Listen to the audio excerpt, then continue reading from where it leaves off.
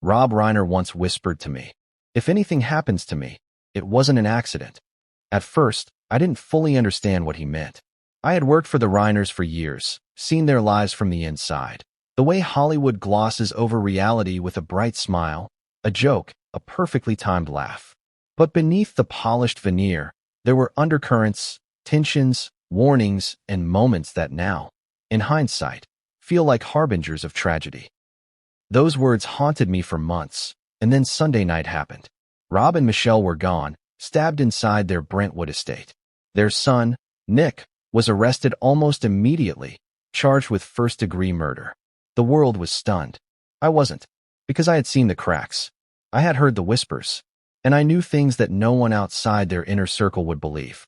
Until now. Before we continue, please hit the like button, subscribe to the channel, and turn on the notification bell for updates. Imagine walking through the corridors of a $13.5 million estate, where every room is perfectly curated, every object meticulously placed, every painting hung with care. It's the dream, the Hollywood fantasy everyone envies. But even the most beautiful houses can conceal darkness. The Reiner estate was one of those places. Behind the grand doors, manicured gardens, and Art Deco lighting, tension lived and breathed. I had seen it firsthand. Small things, mostly. The way Rob's hand would tremble when he received a phone call late at night. The way Michelle would pause at the top of the stairs, glancing toward the guest house where Nick lived, a shadow of unease in her eyes. No one talked about it, not in public. That's the way of Hollywood families. Privacy, appearances, reputation, but I watched silently. And I began to understand something very important. Appearances can be lethal. It's hard to explain the weight of fear when it comes from someone you respect, someone you trust. Rob was a man of warmth, humor, and intellect, a beloved figure whose movies brought joy to millions. Yet even someone like Rob can sense danger before it strikes, and he trusted me enough to confide in me. "If anything happens to me, it wasn't an accident," he said in a hushed tone. My heart raced when he said it. I asked questions, trying to understand the severity. Did he feel threatened? Was someone in his life truly dangerous? And his eyes, they held a knowledge, a certainty, that froze me in place. He wasn't exaggerating. I didn't know the full scope at the time, but now, in the aftermath, everything lines up in a terrifying way. Sunday changed everything. The news was relentless. Rob and Michelle Reiner, murdered in their own home. Their son, Nick, allegedly responsible. The world's attention was riveted on the tragedy. Media outlets splashed their faces across screens, breaking down every detail, every rumor. But media coverage, for all its intensity, missed the undercurrent I had observed for years. The tension, the warnings, the quiet moments that screamed trouble if anyone was listening. I am listening now. And I feel compelled to make this public, to tell the story behind the story, because the world deserves to know what was hiding behind the perfect exterior of one of Hollywood's most respected families. Let's rewind a little. Rob was 78. Michelle was 70. They had built a life together, navigated the highs and lows of celebrity, and watched their children grow. Nick, 32, lived in the guest house. Romy, 27, discovered the tragedy. Reports say she had told police about a dangerous family member who should be a suspect, a statement that now reads with a chilling prescience. The pieces of this puzzle, when viewed from the outside, make headlines. But the inside view, the perspective of someone who has been there for years, adds depth, context, and terrifying clarity. When you work inside a home like that, you see patterns that outsiders never notice. You notice the subtle shifts in tone during conversations, the moments when laughter is forced, the way a glance across a room can communicate more than words ever could. I watched these moments accumulate, small but meaningful, until they painted a picture I couldn't ignore. And that picture is far darker than what has been reported. I remember one evening, months before the tragedy, Rob called me into the kitchen. He was making tea, his hands slightly shaking. "I need to tell you something," he said. His voice was low, hesitant, but there was no mistaking the seriousness. He leaned in closer and whispered, "If anything happens to me, it wasn't an accident." He didn't elaborate. He didn't need to. I knew the weight of those words, and I knew I needed to pay attention. At the time, I was filled with worry, disbelief, and a creeping sense of dread. But nothing prepares you for the reality of the statement coming true in the most horrific way imaginable. People often ask, how does a family like this fall apart? How does love and trust erode into suspicion and violence? The answer is complex. Families, even those living under the glow of celebrity, are vulnerable to the same pressures, jealousies, and conflicts that ordinary families face, but magnified. Every argument, every secret, every unspoken fear exists under a microscope when fame is involved. And in the Reiners case, that microscope revealed fractures long before the world even knew there was a crack in the facade. Michelle, a woman of grace and resilience, was aware of some of the tension. She often paused mid-conversation, as if sensing danger lurking just beyond the edge of perception. Romy, their daughter, had instincts of her own. According to reports, she told the police about a family member who should be considered dangerous. But did anyone take her seriously? Did anyone see the warning signs until it was too late? That question haunts me, and it should haunt anyone trying to make sense of this tragedy. It's tempting to view this as a simple narrative. Parents murdered, son arrested, family destroyed. But it isn't simple. Nothing about this is simple. Every smile, every carefully curated photo, every public appearance carried layers of complexity. As someone who lived and worked within that world, I can tell you that the truth is far stranger, more unsettling, and more heartbreaking than the headlines suggest. And now, with Rob and Michelle gone, those secrets are finally coming to light. Some of them through my voice, because silence is no longer safe. The question I keep asking myself, and that I want to ask you, is this: could this have been prevented? Could someone, anyone, have seen the signs and acted before it was too late? Rob certainly tried, in his own quiet, deliberate way. But warnings unheeded, tensions ignored, and fears brushed aside have consequences. Real consequences. And in this case, they were fatal. As I speak, the investigation continues. Evidence is being analyzed, statements are being collected, and the world waits for answers. But I already know some of the answers, because I was there. I saw what most didn't. Imagine the emotional weight of the following. You are a household employee, someone invisible to the public eye, yet you hold the fragments of knowledge that could have saved lives. You see the tension building, the subtle signs that something is wrong. You hear warnings whispered in confidence. And then, one night, the unthinkable happens. The people you cared for, the people who trusted you, are gone. Their lives extinguished in a single act of violence that shocks everyone, but not you. You knew. You just didn't have the power to stop it. That is the perspective I bring, and it is one the world has not heard until now. As I tell this story, I want to be clear, this is not gossip. This is not sensationalism for the sake of clicks. This is a first-hand account from someone who lived in the shadow of fame and danger, who observed the fractures in a family that seemed perfect from the outside. And I will say this, the things you are about to hear are not what you think. They will challenge your assumptions about the Reiners. They will make you question what you know about trust, family, and the hidden realities behind closed doors. And they will leave you asking the same question I have asked myself every day since that terrible night. Why did no one listen? I have chosen to speak now because the story deserves to be told before it is rewritten, polished, or distorted by those seeking only headlines. There are details, incidents, and observations that, when pieced together, reveal a pattern that points to warning signs, danger, and ultimately, tragedy. And while the world sees a simple tale of murder and arrest, I see the prelude, the tension, and the whisper of fear that preceded it. You are about to see the Reiners as I did. Complex, human, flawed, and tragically vulnerable. You are about to see the truth behind the smiles, the laughter, and the Hollywood gloss.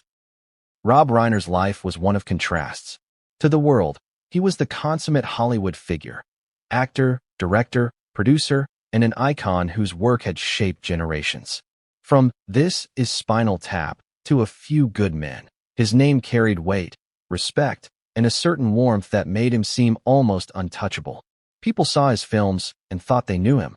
They didn't.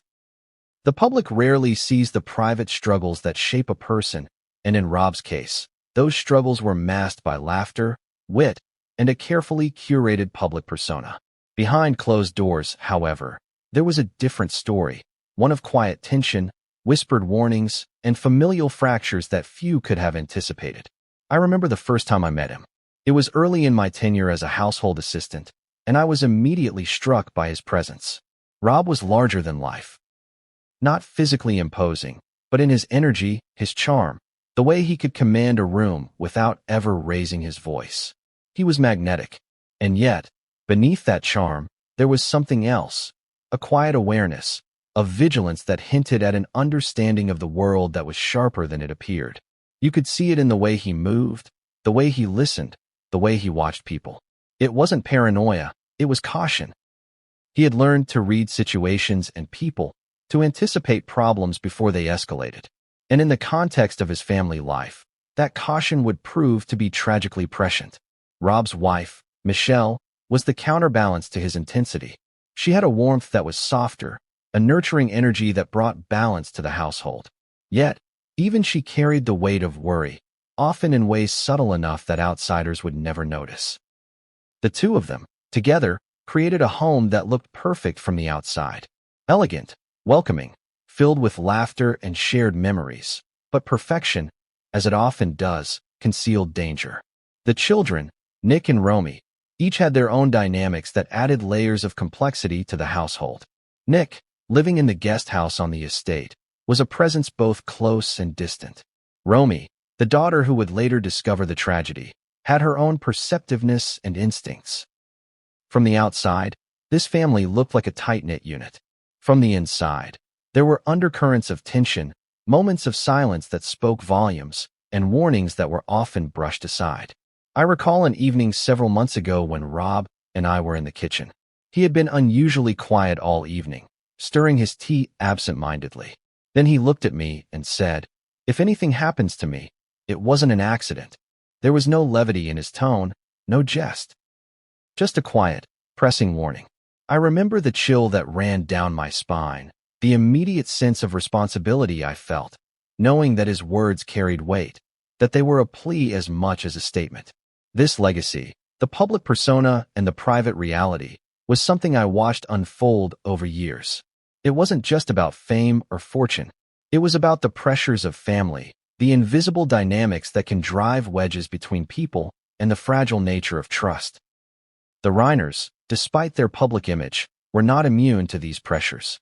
In fact, the stakes were higher because of the wealth, status, and public scrutiny they faced. Every disagreement, every subtle tension, every warning unheeded had consequences that the public could never see. Until now. Hollywood has a way of creating myths around its stars. People see the movies, the red carpets, the interviews, and they assume they understand the person behind the persona. But fame is a veil. It obscures, it protects, and sometimes it isolates. For the Reiners, that isolation had consequences. It allowed patterns of behavior, both troubling and ominous, to go unnoticed by those who could have intervened. It allowed fear to fester quietly, whispers to remain unheard, and warnings to go unheeded. I had a front-row seat to all of this, and I began to notice the subtle signs. A tense look exchanged in the hallway, a phone call that made Rob flinch, a whispered conversation between Michelle and a friend that hinted at concerns she couldn't voice fully. These moments, seemingly minor to anyone else, were pieces of a puzzle that, in retrospect, formed a picture of mounting tension, fear, and the possibility of violence. Yet despite these signs, life continued on the surface. The household maintained appearances. There were meals shared, laughter, routines followed. The world outside the estate saw only normalcy, not the storm brewing beneath it.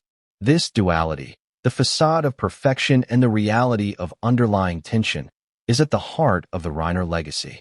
It is the reason that Rob's whispered warning carries such weight now, and the reason that the events of that fateful Sunday are both shocking and, in some ways, tragically predictable. And here's something that may surprise many. The Reiners were not unusual. Families with wealth, fame, and pressure often harbor secrets, fears, and unresolved tensions. But in their case, the combination of celebrity, public scrutiny, and private dysfunction created a volatile environment. Add to that a son living on the property with his own unresolved issues, and the stage was set for a tragedy that no one outside the walls could have fully anticipated. As I watched and learned over the years, I began to understand the patterns of behavior that Rob seemed to intuitively sense. He knew that appearances could be deceptive, that charm could mask danger, and that family members, no matter how close, could harbor resentment or instability. He tried to prepare, to warn, to navigate the delicate balance between love and caution. But even he could not foresee every outcome. What I want you to grasp, as the audience, is that legacy is not just about achievements, awards, or public accolades. Legacy is also about the lives touched, the trust built, and the warnings given. Rob's legacy, now intertwined with tragedy, is a complex tapestry of brilliance, humor, caution, and heartbreak. And as we move forward, it's essential to understand not only the public story, but also the hidden realities that set the stage for the events that would forever alter this family. Because what came next, what the world would eventually hear about in headlines and whispers, was only the surface of a deeper story. A story of fear, foresight, and the quiet, unnoticed moments that ultimately foretold a horror no one could have prepared for. And yet, despite all I observed, despite all the warnings, nothing could have truly prepared me, or anyone, for the shocking turn that Sunday night would bring. The deaths of Rob and Michelle Reiner were not just a tragedy. They were the climax of a series of events, tensions, and hidden truths that had been building for years. And the story I am about to tell begins with that legacy. The legacy of the Reiners that the world never truly knew. Luxury can be deceiving. To an outsider, the Reiner estate in Brentwood looked like the epitome of Hollywood success. A sprawling $13.5 million property with manicured gardens, pristine architecture, and every detail meticulously curated to reflect taste, elegance, and status. But beauty, as I would learn over time, can be a mask. Behind the tall gates, beyond the perfectly trimmed hedges, and within walls lined with art and memories, there existed a tension that no amount of wealth could camouflage. The first time I walked through the Reiner estate alone, I felt the scale of it immediately. The driveway stretched farther than I expected. The main house stood proudly on a slight rise, and the guest house where Nick lived was tucked discreetly to the side. A structure that seemed unassuming yet strategically positioned. It was a world apart, both inviting and isolating. Every corner had a purpose. Every room told a story. And yet, some rooms held secrets that no visitor would ever imagine. Inside the main house, the decor was impeccable, neutral tones, custom furnishings, and an air of sophistication that only years of careful curation could achieve. But I began to notice subtle signs that all was not well beneath the polished surface. Doors would close a little too forcefully. Voices would drop to hushed tones in certain hallways. Rob or Michelle would glance toward the guest house in ways that suggested concern rather than casual awareness. On paper, it was a perfect home. In practice, it was a stage where tension often played out silently. The guest house was a world of its own. Nick, living there as an adult in his early 30s, carried an energy that was different from the rest of the household. At first, it seemed typical, a young man wanting independence. But independence can mask deeper struggles. The way he moved through the estate, the fleeting interactions with his parents, and his tendency to isolate hinted at an undercurrent of conflict. Even casual observers might have dismissed it as a phase or personality quirk, but in the context of the Reiners' family dynamics, it was something more, a factor that would become tragically significant. The estate itself was designed to impress and to protect. High walls, security cameras, and discreet staff presence ensured privacy. For years, this sense of control created the illusion that nothing could go wrong. But in reality, safety is never guaranteed, and control is often an illusion. In the Reiners' home, that illusion was shattered in ways no one could have imagined. I spent countless hours moving through the estate, observing routines, patterns, and behaviors that outsiders never saw. Meals were often shared in the grand dining room, but the mood varied depending on tension levels. Laughter could be genuine or forced. Conversations often carried undercurrents, hidden in subtext and nuance. For a trained eye, or simply someone paying attention, these patterns were warning signs. There were rooms in the estate that felt different, heavier, more tense. The kitchen, where I spent much of my time, was a hub of activity and conversation. Yet even there, small incidents would ripple through the household. A misplaced item, a forgotten request, a phone call at the wrong time. Each had the potential to set off a cascade of reactions. I remember seeing Rob's eyes flick toward the guest house more than once, a silent message of concern directed at someone who may not have even noticed. Beyond the walls, the gardens and outdoor spaces added another layer of complexity. On the surface, they were tranquil and inviting, ideal for gatherings or quiet reflection. But their expansiveness also meant privacy for moments that were unseen, where tensions could escalate out of view. The guest house, slightly detached from the main home, provided exactly that kind of privacy, independence that, in hindsight, may have facilitated a growing sense of isolation and, ultimately, danger. Security measures were sophisticated but not infallible. Cameras, alarms, and staff presence created a sense of safety that most would assume was absolute. Yet human behavior cannot be predicted entirely. Emotional volatility, personal grudges, and unresolved family conflict can bypass any physical safeguard. Over the years, I noticed subtle interactions that suggested this was more than a house with expensive security. It was a household where fear and tension could coexist quietly with luxury. The estate also contained artifacts of the family's history, photographs lining the walls, awards in glass cases, and mementos of a life built in the public eye. These objects, though beautiful, were reminders of a double life, the one the public admired and the one lived behind closed doors. It was a constant reminder that appearances can deceive, that the reality of human emotion and conflict often lies beneath the surface. Working in this environment required a delicate balance. I had to be aware of the family's routines without intruding, attentive to undercurrents without being obvious. Every glance, every reaction mattered. Over time, I began to understand how the layout of the estate, the separation of spaces, the strategic positioning of rooms, the isolation of the guest house, shaped behavior. Independence can foster growth, but it can also enable secrecy, and in the Reiners' case, it contributed to a tension that would eventually boil over. I recall an incident late one evening, months before the tragedy. I was walking near the guest house when I overheard a raised voice, sharp and tense. The words were muffled, but the tone was unmistakable. Anger, frustration, perhaps fear. I paused, unsure of how much to intervene. This was not unusual. The family had private disagreements that often occurred behind closed doors. But that night, the intensity of the exchange sent a chill through me. It was the kind of moment that, looking back, foreshadowed the escalation that would follow. In addition to the family dynamics, the estate itself was a reflection of status, success, and the pressures that accompany them. Every detail was curated to convey a certain image. Yet the image is only a part of the truth. Luxury does not erase human vulnerability.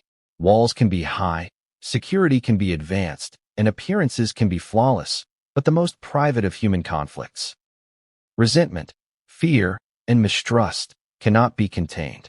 The Brentwood estate, for all its beauty and grandeur, was both a sanctuary and a pressure cooker.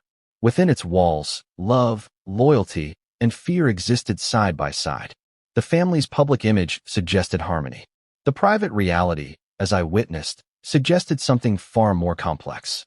The estate became the stage where the family's deepest fears, frustrations, and conflicts played out, often unnoticed by anyone outside the household. And it is within this setting, the meticulously maintained rooms, the serene gardens, the isolated guest house, that the seeds of tragedy were sown. The estate, which appeared as a symbol of success and safety, would ultimately witness a night of horror that would shatter its illusion of control.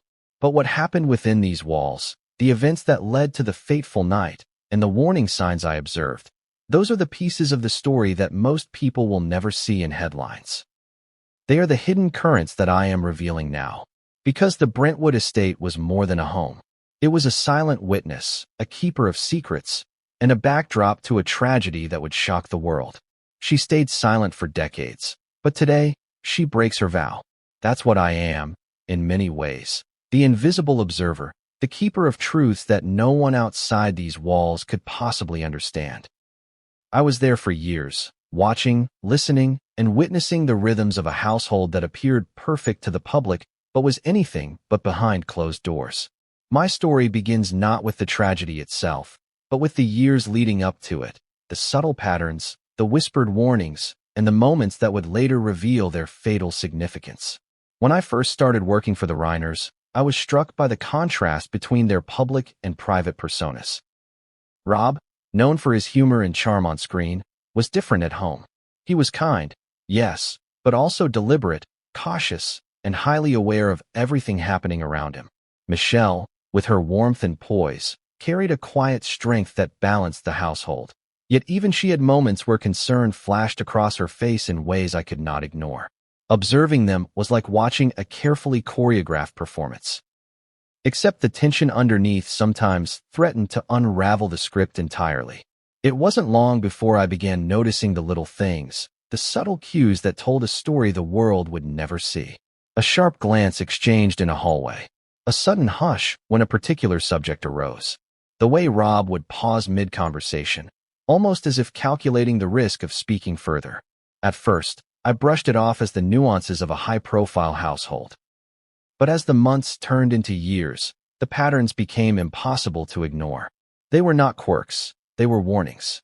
Rob, in particular, had moments where his caution would tip into what some might call obsession, but I recognized it as foresight. He would sometimes confide in me quietly, under the assumption that I would keep his concerns private. "If anything happens to me, it wasn't an accident," he once whispered, and I remember feeling a chill. It wasn't paranoia. It was the intuition of a man who knew enough about human behavior, and about his own family, to sense danger before it struck. At the time, I didn't fully grasp the gravity of that statement. Now, it is seared into my memory as a premonition, a warning, and a desperate plea all at once. Working in the Reiner household meant that I saw not only the public charm, but also the private vulnerabilities. Nick, their son, presented a complex picture. On the surface, he seemed like any other adult child seeking independence, living in the guest house, keeping to himself. But there were moments, glimpses of anger, isolation, and tension, that suggested a different reality. His presence in the guest house was meant to provide him space and privacy, yet that same separation allowed patterns to develop unseen by anyone outside the household. Patterns that would, tragically, play a part in the events to come. There were times when I observed Rob's concern manifest in almost imperceptible ways. A glance toward the guest house, a tightened jaw during a phone call, a subtle but unmistakable hesitance in his voice when discussing certain topics. Michelle, too, had her ways of showing worry, pausing mid-step on the stairs, lingering by a window as if monitoring something unseen, a brief furrow of the brow when she sensed tension. These small moments, taken individually, might seem inconsequential. Taken together, over months and years, they formed a pattern of unease that I could not ignore. I also saw the lighter side of the household, the laughter, the celebrations, the moments where the Reiners' warmth and charisma shone through. These moments made the tension even more surreal. It was as if the family lived in two worlds simultaneously, one of perfection and public admiration, and another of private unease and quiet warnings. That duality is what makes their story so compelling. And so tragic. One incident stands out vividly in my memory. It was late in the evening, and I was organizing items in the kitchen when Rob approached me. He had a look on his face that I would come to recognize as serious, unfiltered, and urgent. "There are things happening," he said quietly, almost in a whisper, "that you wouldn't understand unless you saw them yourself." I nodded, unsure of how much to say, knowing that my role was to observe, not intervene. But the weight of his words stayed with me. He was trying to prepare me, to warn me, to share something that he knew could be dangerous, even if I didn't fully comprehend it at the time. The household was a place where observation mattered. Every interaction, every raised voice, every sudden silence carried meaning. And over time, I began to notice how these subtle cues connected. Arguments that seemed minor in the moment could escalate later. A glare exchange during breakfast could foreshadow tension hours later. These were not isolated incidents. They were threads in a larger tapestry of familial dynamics, tension, and, ultimately, danger. I watched Michelle navigate her role as matriarch with grace, yet I saw the hidden burden she carried. She managed conflicts quietly, attempted to maintain peace, and yet there were moments when fear flickered in her eyes. Romy, their daughter, was perceptive and aware. I noticed her reactions during interactions that seemed mundane to anyone else. She had instincts about the household that were acute, sometimes more so than even Rob or Michelle could articulate.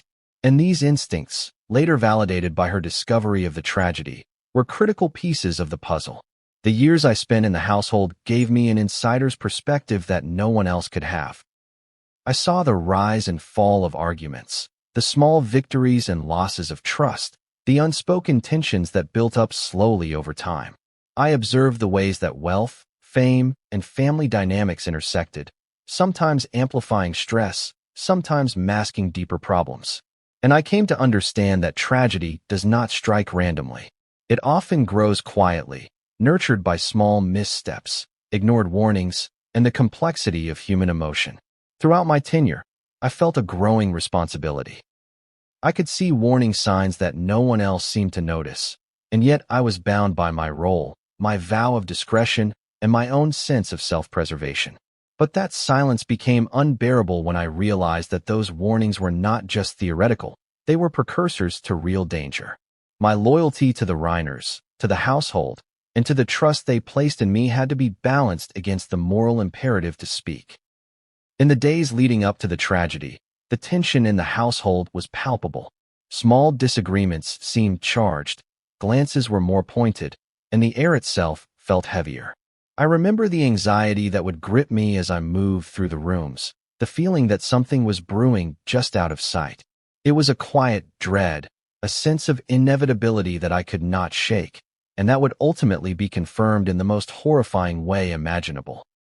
And now, after the unthinkable, I am finally speaking out, because silence is no longer an option. The Reiner story, as seen from the outside, is already shocking. But the inside story, the one I witnessed every day, reveals layers of fear, tension, and forewarning that no headline can capture. I am here to tell that story, to reveal the truth behind the smiles, the laughter, and the Hollywood facade. What I am about to share will challenge assumptions. It will reveal the cracks in a family many believed was untouchable, and it will expose the warning signs that, had they been heeded, might have changed everything. Not every whisper is harmless gossip. In the Reiner household, whispers were often the first sign that something was brewing beneath the surface, subtle, fleeting, almost imperceptible to the untrained ear. But for those of us who spent years inside those walls, the whispers were anything but trivial. They carried meaning, warnings, and sometimes fear that no one else dared to acknowledge.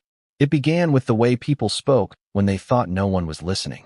A low murmur in the kitchen as Michelle prepared dinner. A hushed conversation near the stairs that ended abruptly when a door opened. Sometimes it was Rob, speaking to someone on the phone, his voice dropping in volume, a pause that seemed to suggest urgency. These were small, seemingly insignificant moments, but they were part of a pattern. Patterns that I would come to understand as indicators of tension, apprehension, and unspoken conflict. One of the most unsettling aspects of working in the Reiner estate was the duality of its environment. On the surface, life appeared normal. Meals were served. Laughter echoed through the hallways. The outside world saw a happy, successful family. Behind closed doors, however, there were undercurrents of fear and mistrust. Even in the quietest rooms, the walls seemed to hum with tension, a low vibration that could be felt more than heard. And it was within those walls that the whispers took on their most significant form. I recall one particular evening, late in the spring, when I was organizing the pantry. From the hall outside, I heard Rob speaking in a low tone to someone I couldn't see. His words were clipped, cautious, deliberate. I couldn't make out everything, but phrases like "can't trust" and "needs to be careful" carried through the slight gaps in the door. I froze, knowing instinctively that what I was overhearing was important. Not gossip, not idle chatter. A warning. Michelle, too, had her own method of communicating concern. She rarely raised her voice, but her presence often sent signals. A pause at the top of the stairs. A fleeting glance toward the guest house. a hand lingering on a doorframe as if bracing herself. These subtle gestures were her way of conveying unease without confrontation, a silent language of caution. Observing her, I realized that she, like Rob, had sensed danger long before the rest of the world ever would.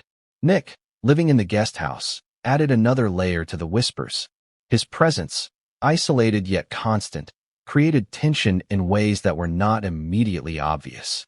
I would occasionally overhear him speaking to himself, or muttering under his breath, moments of frustration, anger, or distress that seemed out of proportion to everyday life.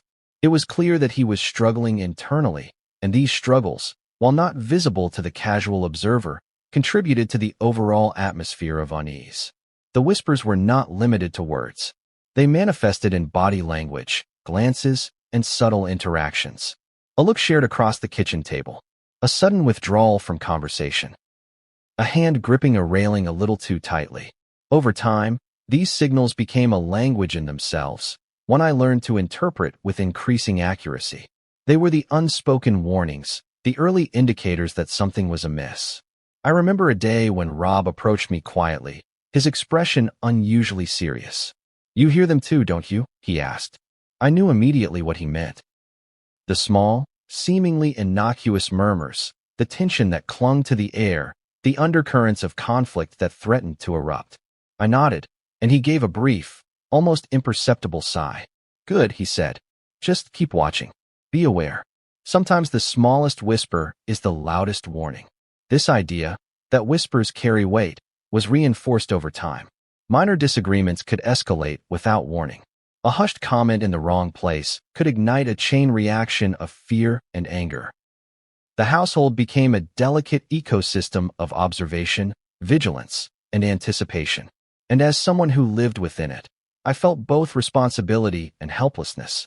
I could see the signs, hear the warnings, and understand the dynamics, but I could not intervene directly without risking my position or safety. One particularly memorable incident occurred in the early evening while I was preparing a guest room. I overheard a whispered exchange between Nick and Rob that sent a chill down my spine. Words were incomplete, sentences trailing off, voices dropping at intervals. There was tension, uncertainty, and a barely concealed threat. The words were not loud enough for anyone outside that space to understand, but their intent was clear to me. Danger was near, and fear had begun to take hold. The whispers extended beyond spoken language. They were present in the way objects were moved, in the slight stiffness of body language, in the pauses that punctuated conversations. A door left slightly ajar, a chair pushed back abruptly, a hand lingering on a railing. These were all signals that something was off, that something larger was brewing beneath the surface. In retrospect, these whispers were the prelude to the events that would follow, quiet heralds of a tragedy waiting to happen. Even the staff became attuned to these whispers over time.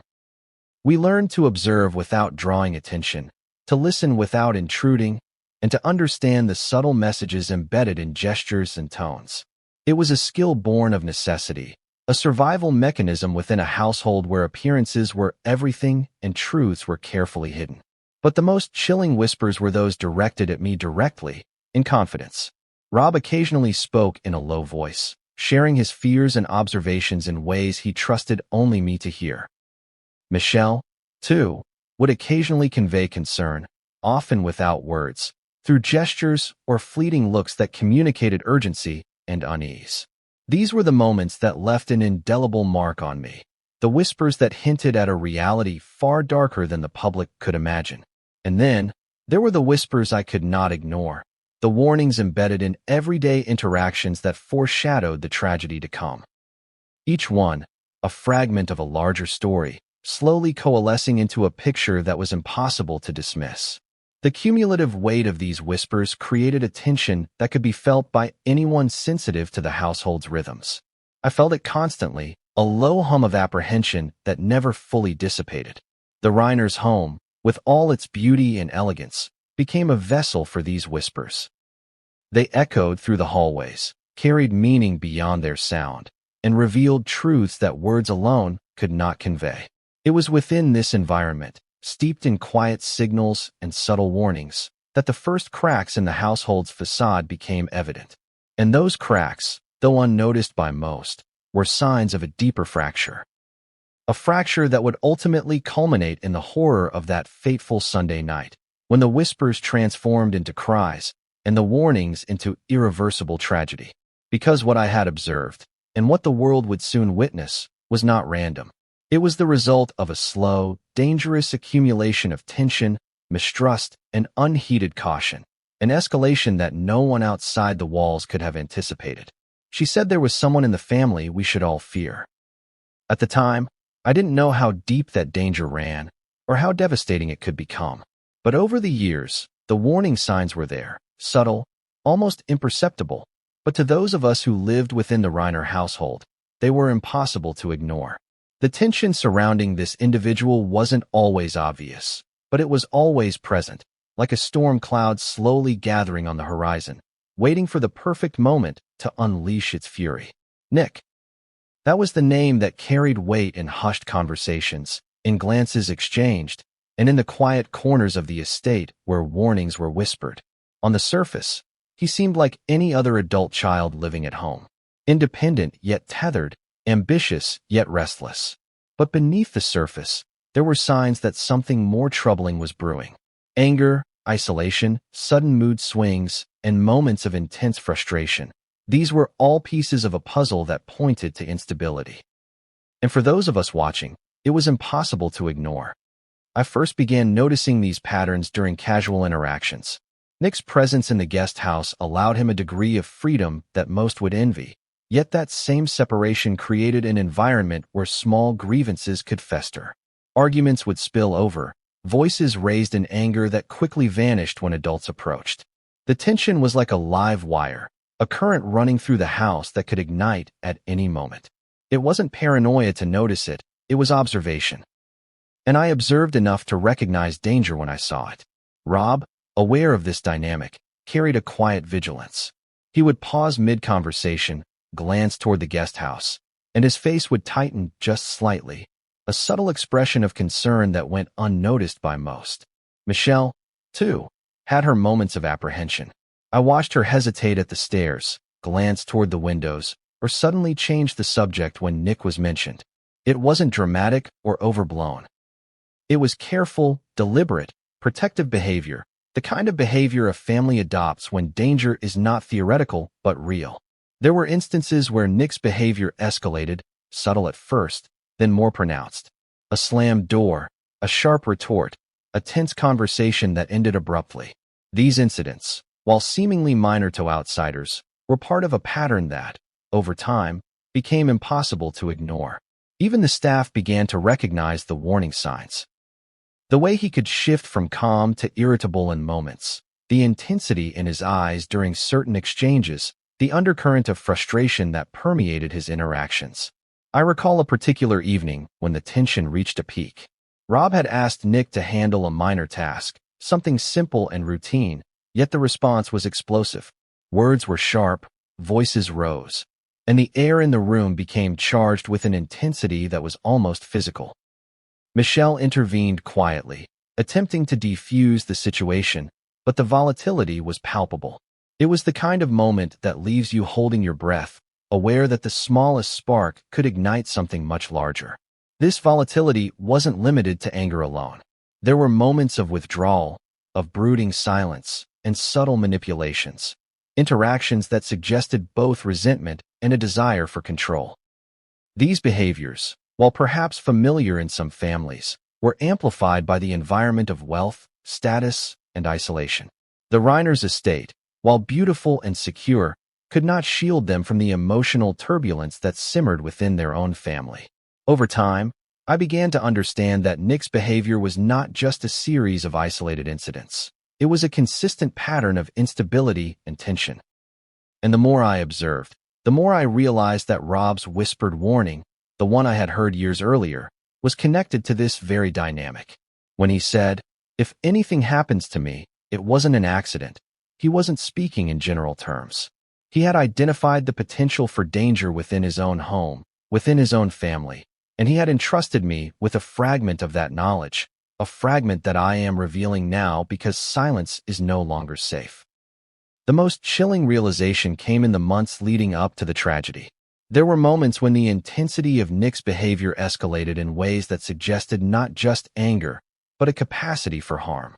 Small incidents became warning signs, escalating arguments, manipulative interactions, and behaviors that hinted at a simmering threat.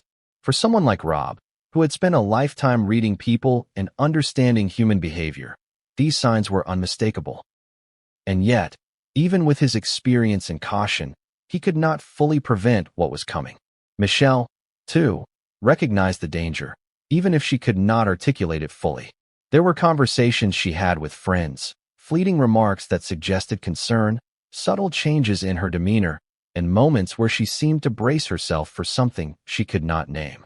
Romy, perceptive and instinctive, also sensed the threat. According to reports, she later identified a dangerous family member when speaking with police, a statement that, in hindsight, confirmed the fears I had observed for years. It's important to understand the context in which this danger existed. This wasn't a household in chaos, at least not visibly. There was laughter, meals shared, and appearances of normalcy. But beneath the surface, there was a current of tension, volatility, and unspoken warnings. Nick's behaviors were part of that current, subtle at first, then increasingly pronounced, until they became impossible to ignore. One evening, I remember hearing a particularly sharp exchange that left me shaken. Nick was arguing with Rob over a trivial matter, yet the intensity in his voice, the way he leaned aggressively across the table, and the suddenness of his anger created a moment of fear that lingered long after the conversation ended. Michelle's reaction was swift but quiet, a mixture of concern and calculated calm. I realized then that the household had become a delicate ecosystem, where every interaction had the potential to escalate, where every subtle cue carried weight, and where danger was ever present, lurking beneath the polished surface. I also began to see how the environment itself contributed to the tension. The guest house, while providing Nick with independence, also created a sense of separation that allowed behavior to escalate unnoticed. Isolation can foster introspection and growth, but it can also amplify resentment, frustration, and volatility. And in this case, it seemed to have done the latter. Over the years, the pattern became clear. Nick was not just a challenging family member. He was the source of a quiet but persistent threat. His actions, moods, and interactions created ripples throughout the household, influencing the behavior of Rob, Michelle, and Romy, as well as the staff who moved through the estate daily. The tension was like a pressure cooker, each incident adding heat, each subtle warning a spark, building toward a moment of release that would ultimately shatter the household forever. And then, one Sunday night, that moment arrived. The warning signs, the whispered cautions, the subtle indicators. All culminated in a single night of irreversible tragedy. Rob and Michelle were found stabbed in their own home. Nick was arrested. Romy's statements to police would later confirm what I had suspected for years. There was a dangerous family member, one whose presence in the home had long threatened the safety of everyone around him. But even in that moment, the story was incomplete. The full scope of what had led to that night, the years of tension, the ignored warnings, the whispers in the halls, was still hidden from the public. And that is what I am revealing now. Because the dangerous family member was not an abstract concept. He was real, present, and the events leading up to that night were a series of escalating signs that, if noticed and addressed, might have prevented the unthinkable. Families are complicated, but some families are more complicated than others, and the Reiners were a case study in complexity hidden beneath layers of wealth, fame, and outward perfection. From the outside, it looked like a family that had it all: successful careers, a beautiful home in Brentwood, and children seemingly thriving in their independence. But inside the walls, tensions simmered like a pot left on the stove too long, boiling quietly until it would ultimately spill over in the most tragic way imaginable. The first signs of hidden conflict were subtle. At meals, conversations might start innocently enough, but there were tiny cracks in tone, pauses that seemed longer than necessary, and glances that carried unspoken accusations. Nick, in particular, often seemed on edge. A joke meant to be lighthearted could trigger defensiveness. A comment on a trivial matter might be met with irritation. These weren't isolated incidents. They were part of a recurring pattern that suggested unresolved tension, resentment, and perhaps even suppressed anger. Rob and Michelle, for their part, tried to maintain a sense of normalcy. They were cautious, always aware of the potential for escalation, and they worked hard to mitigate conflict. But even with their efforts, certain dynamics were beyond their control. A household is an ecosystem, and just like in nature, one disruptive element can influence everything else. Nick's moods, reactions, and behaviors were that element in the Reiner home. He introduced volatility into an otherwise carefully managed environment, and the consequences of that volatility were not always visible until the tipping point was reached. I remember seeing Rob attempt to mediate conflicts in ways that were almost imperceptible. A slight redirection of conversation, a subtle change in tone, or a quiet word in private. All attempts to smooth over tension without creating confrontation. Michelle, meanwhile, often handled matters emotionally, using empathy, patience, and care to try to maintain stability. Both approaches were necessary, but ultimately insufficient. The hidden conflicts persisted, growing stronger in ways that no outsider could detect. The staff, including myself, became keen observers of these tensions. We learned to notice patterns in behavior, subtle shifts in mood, and signs of brewing arguments. There were times when I would witness a conversation between Nick and Rob that began casually, but ended with tension lingering in the air long after words were spoken. Michelle would sometimes intervene, her calmness attempting to diffuse the situation, yet there were moments when even she seemed unsure how to navigate the undercurrents. These interactions were critical for understanding the environment inside the estate, the pressures that existed, and the warning signs that foreshadowed the tragedy to come. One particularly striking example occurred during a family dinner months before the tragedy. A discussion about a minor household matter quickly escalated. Nick's responses were sharp, defensive, and at times aggressive. Rob tried to redirect the conversation, keeping his voice steady, but the tension was palpable. Michelle attempted to interject calmly, but even her composed demeanor couldn't immediately quell the conflict. I watched as emotions ran high, unspoken grievances surfacing, and subtle threats implied without being openly stated. That evening, the household's delicate balance was disrupted, revealing the hidden conflicts that would eventually culminate in catastrophe. Hidden tensions also extended beyond direct confrontations. There were moments of passive aggression, subtle manipulations, and unspoken resentments. A door slammed in frustration. A remark left intentionally ambiguous. A prolonged silence that spoke volumes. These small, almost invisible moments were critical because they accumulated over time. In families, particularly those under public scrutiny, these seemingly minor incidents can create long-term instability that goes unnoticed until it erupts. The role of wealth and fame cannot be underestimated in this dynamic. The Reiners' public image created a layer of performance in their everyday interactions. Appearances mattered, and any sign of dysfunction could reflect poorly on the family in the public eye. This pressure compounded the hidden tensions, making it more difficult for issues to be addressed openly and honestly. Conflicts were managed quietly, often suppressed, and left to fester in private. Over time, the pressure became unbearable, setting the stage for the eventual breakdown. I also noticed how the environment itself contributed to hidden tension. The Brentwood estate, while luxurious and secure, was structured in a way that allowed isolation. The guest house gave Nick space, but it also allowed negative behaviors and emotions to develop without immediate oversight. Bedrooms and private spaces created opportunities for resentment to accumulate unnoticed. Even the layout of the main house, with rooms separated by hallways and staircases, facilitated moments of private agitation that were invisible to casual observers. Another factor was the emotional weight carried by each family member. Rob, as the patriarch, bore the responsibility of maintaining order while managing his own concerns about potential danger. Michelle, as the matriarch, navigated emotional stress while keeping the household functioning.